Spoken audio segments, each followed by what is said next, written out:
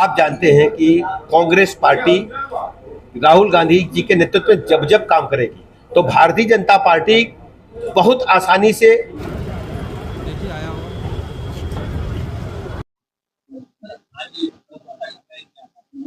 आज दिनांक 26 मार्च को होया पाया केंद्र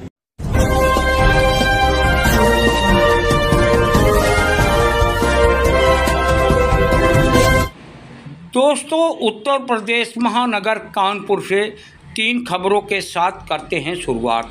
आइए पहली खबर की करते हैं चर्चा।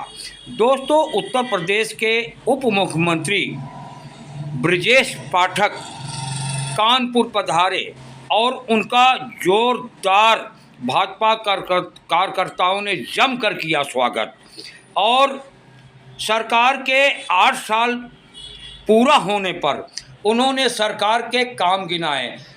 शासन, सुशासन, सुरक्षा सभी की बात किया जो आप इस खबर में देखेंगे और उन्होंने जनता तथा कार्यकर्ताओं को बधाई दिया।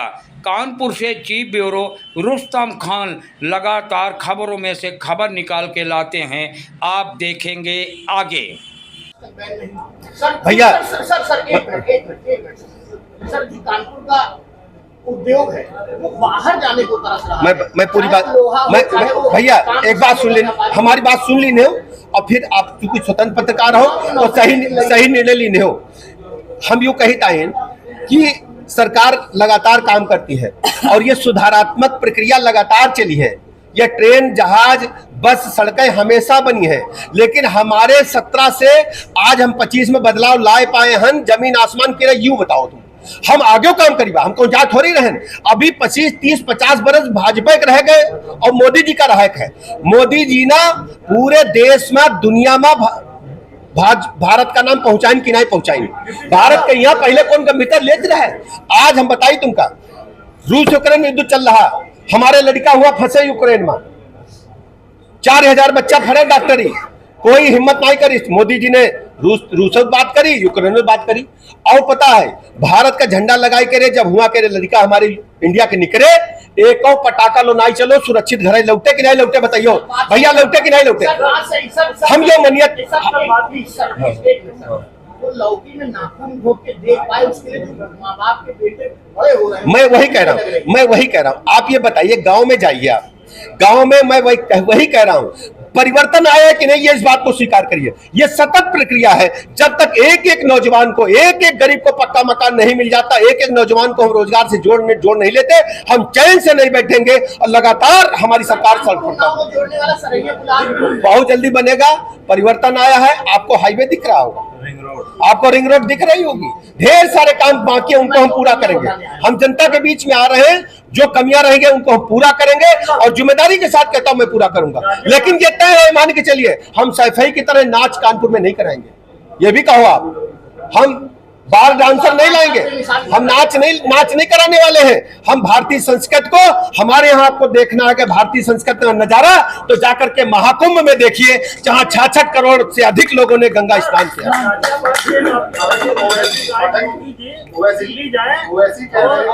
इस प्रकार की बातें कर, ये पॉलिटिकल बातें करिए। उसमें बहुत कड़ी कार्रवाई चल रही, रासुका लगेगा, छोड़ेंगे नहीं जाएंगे। मैं बता रहा हूं, पीछे हथियारों के पीछे हम लोग लगे हुए, जिस दिन पकड़े जाएंगे रासुका लगेगा और पत्रकारों के साथ मेरी सरकार खड़ी है।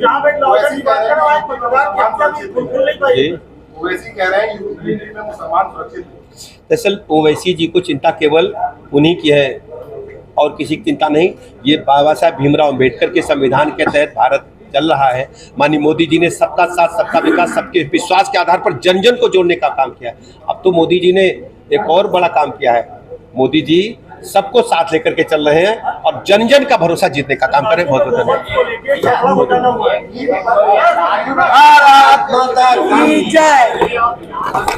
आगे बढ़ा है वो इन्वेस्टर समिट में 45 लाख करोड़ के पैकेज हमने साइन किए, 15 लाख करोड़ के धरातल पर उतर चुके हैं।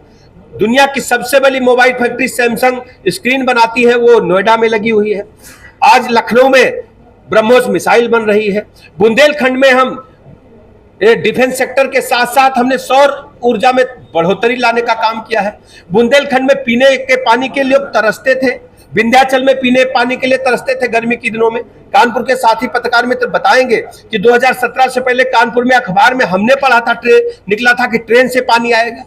पेयजल का संकट हमने उपलब्ध कराने का काम, पेयजल का कोई संकट नहीं है। शुद्ध पेयजल जल जीवन मिशन के तहत पहुंचाया जा रहा है। हमारे जो जानवर मवेशी है उनके लिए भी पेयजल उपलब्ध है। घर घर नल से जल पहुंचाने की योजना को धरातल पर पहुंचाने का काम आपके वोट की ताकत ने, आपकी सरकार ने करके दिखाया है। हम कह सकते हैं कि उत्तर प्रदेश राज्य में कानपुर को विशेष महत्व देते हुए हर क्षेत्र में प्रगति लाने का काम किया है। मेट्रो कानपुर में बन रही है। सबसे बड़ी बात है कि मेट्रो जब पूरा होगी कानपुर के लोगों को आवागमन अंतर्राष्ट्रीय स्तर का मिल पाएगा। कानपुर में सड़कों का जाल बिछा, गलियों को हमने मेंटेन किया है। महापौर महोदया बैठी है, बताएंगे कि कूड़ा निस्तारण के हमने बेहतर प्रबंधन किया है। कानपुर की हालत गंदगी को लेकर क्या थी, कानपुर लोग आते थे 17 से पहले किस हालात में थे। अब हम कह सकते हैं कि भारतीय जनता पार्टी की ट्रिपल इंजन सरकार ने जन जन तक सबके जीवन स्तर में बढ़ोतरी लाने के लिए, ऊपर उठाने के लिए काम किए हैं और हम लोग सफल हुए हैं। लाइन ऑर्डर सबसे बड़ी चुनौती थी कानपुर के लिए, उत्तर प्रदेश के लिए। गुंडे, बदमाश, माफिया, लुच्चे, लफंगे सड़कों पर घूमते थे। बहू बेटी की इज्जत आबरू खतरे में थी। प्लाट मकान दुकान कब्जा करते थे। आज हम कह सकते हैं कि गुंडे, बदमाश, माफिया प्रदेश छोड़ करके चले गए हैं, या जेल में हैं, या ढूंढे आपको नहीं मिलने हैं। तख्ती लटका करके आज गुंडा माफिया घूमता है कि हम कोई काम कर लेंगे, ठेला लगा लेंगे, लेकिन अराजकता और गुंडई का नाम नहीं लेंगे। इसको दंगे का प्रदेश बना दिया गया था। और समाजवादी पार्टी ने तो हद कर दी, कांग्रेस पार्टी ने। समाजवादी पार्टी को हो क्या गया है, आप लोगों को सपा से पूछना चाहिए।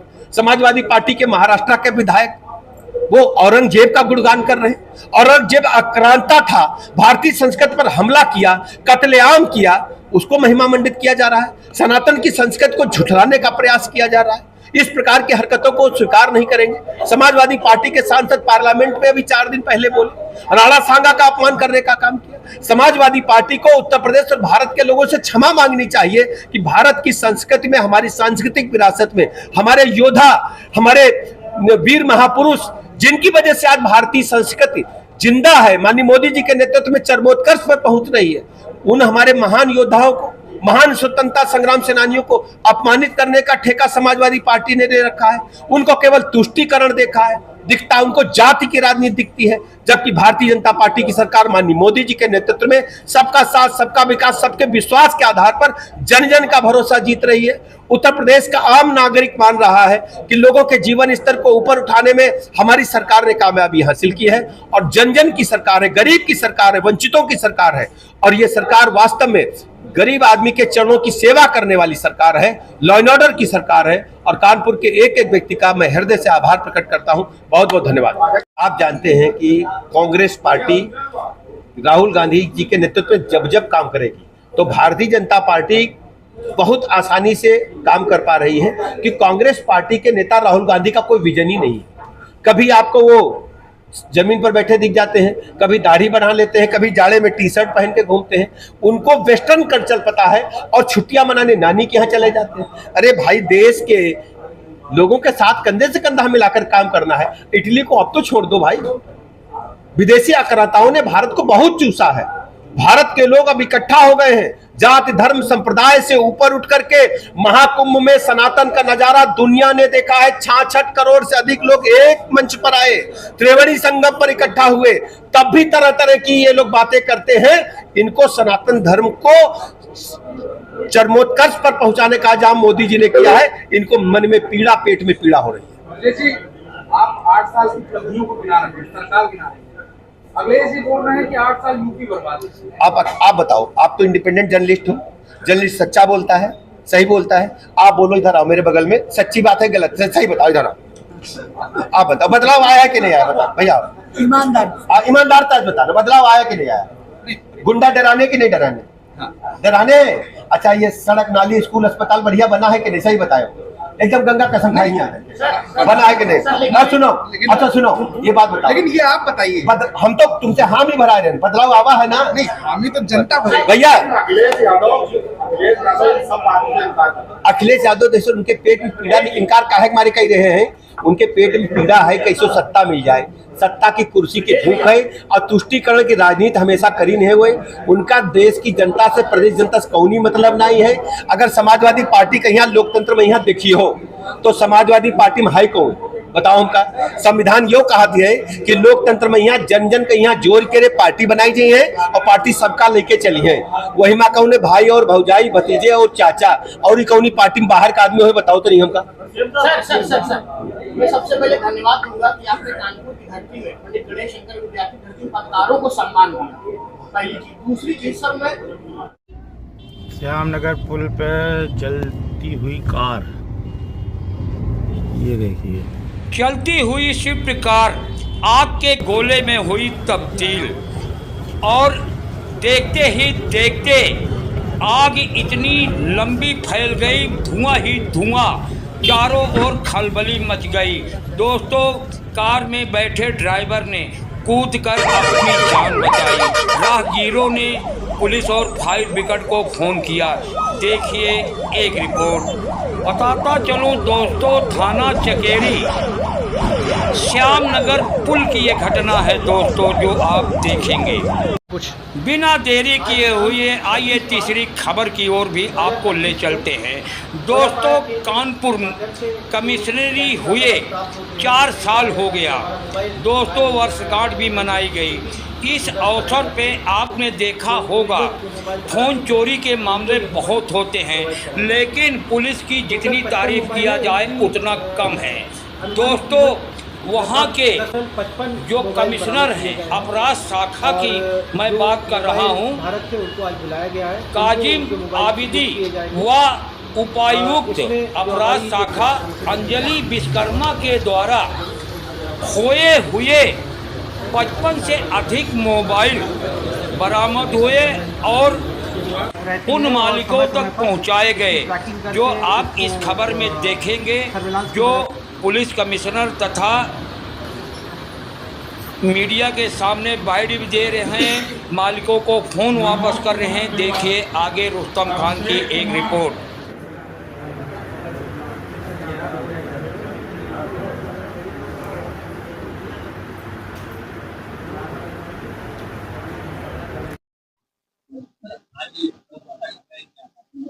आज दिनांक 26 मार्च को होया पाया केंद्र व अन्य जगहों से प्राप्त शिकायती प्रार्थना पत्र होते हैं, जिसमें मोबाइल गुमशुदगी के संबंध में प्रार्थना पत्र दिए जाते हैं।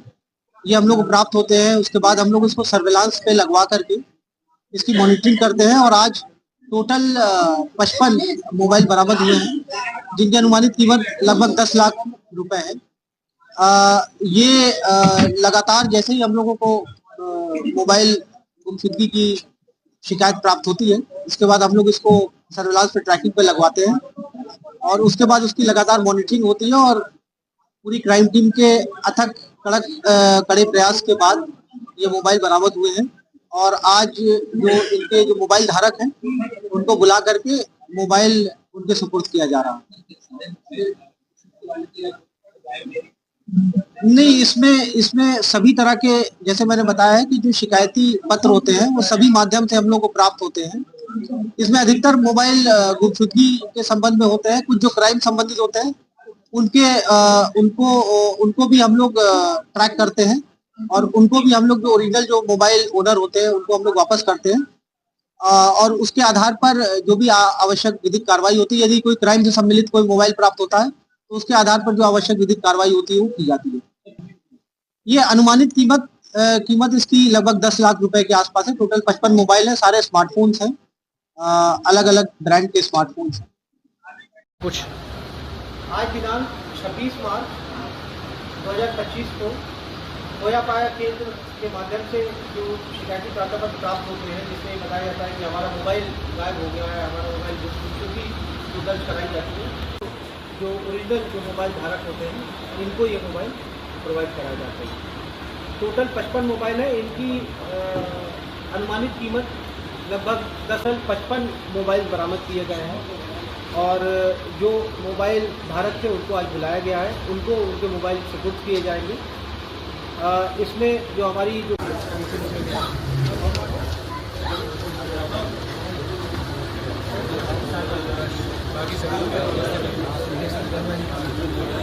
रहती है और समय समय पर इसकी ट्रैकिंग करके इसको सर्विलांस की मदद